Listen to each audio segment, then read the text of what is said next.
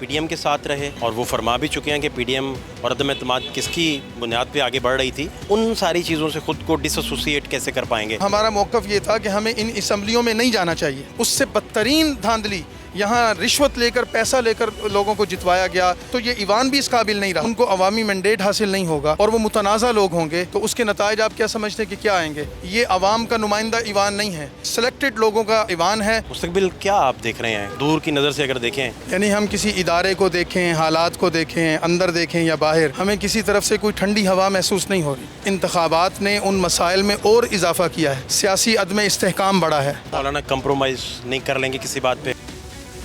کیا آپ کو سر لگ رہا ہے؟ آپ بڑا جوش خطابت بھی میں دیکھ رہا تھا آپ کا. مستقبل کیا آپ دیکھ رہے ہیں دور کی نظر سے اگر دیکھیں؟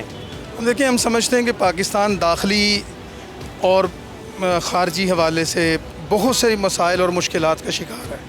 یعنی ہم کسی ادارے کو دیکھیں، حالات کو دیکھیں، اندر دیکھیں یا باہر، ہمیں کسی طرف سے کوئی ٹھنڈی ہوا محسوس نہیں ہو رہی. اور ان حالات میں انتخابات سے لوگوں کو ایک امید تھی کہ کوئی بہتری پیدا ہوگی اور اس کے نتیجے میں ایک اچھی قیادت آئے گی، عوام کا مینڈیٹ لے کر آئے گی.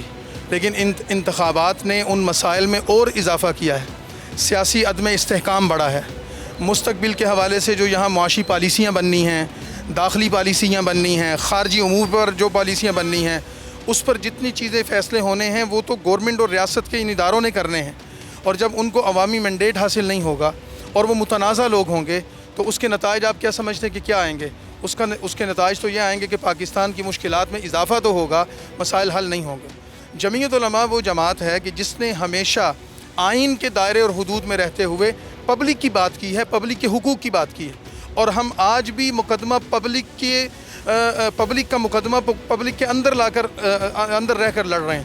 ہم یہ سمجھتے ہیں کہ یہ ایوان، یہ عوام کا نمائندہ ایوان نہیں ہے، یہ اسٹیبلشمنٹ کا چند لوگوں کا سلیکٹڈ لوگوں کا ایوان ہے جن کا پبلک سے اور ووٹ سے کوئی تعلق نہیں. مولانا جو بہت عرصہ پی ڈی ایم کے ساتھ رہے اور وہ فرما بھی چکے ہیں کہ پی ڈی ایم اور عدم اعتماد کس کی بنیاد پہ آگے بڑھ رہی تھی، تو ان ساری چیزوں سے خود کو ڈس ایسوسیٹ کیسے کر پائیں گے؟ یہ جو چیزیں، یہ جو اسٹگما ہے. حالات ہیں. ہم نے 2018 کے الیکشن میں رد عمل دیا تھا کہ ہم اس الیکشن کو قبول نہیں کرتے، اور ہمارا موقف یہ تھا کہ ہمیں ان اسمبلیوں میں نہیں جانا چاہیے. جو جماعتیں ہمارے ساتھ اس چیز پر آمادہ تھیں، انہوں نے کہا کہ آپ اسمبلی میں آئیں، وہاں آ کر ہم احتجاج کرتے ہیں. ہم ان کے احتجاج کا حصہ بنے، اس تحریک کا حصہ بنے. اس احتجاج اور تحریک کے نتیجے میں گورنمنٹ تبدیل ہوئی، اور اس کے نتیجے میں پھر بعد میں پی ڈی ایم نے عملی کارکردگی دکھائی. اب جب حکومت نئے انتخابات کے ذریعے وجود میں آئی، تو ہم نے آج بھی مولانا فضل الرحمان نے یہ بات کہی کہ 2018 کے الیکشن کی دھاندلی وہ لوگ بھول گئے ہیں.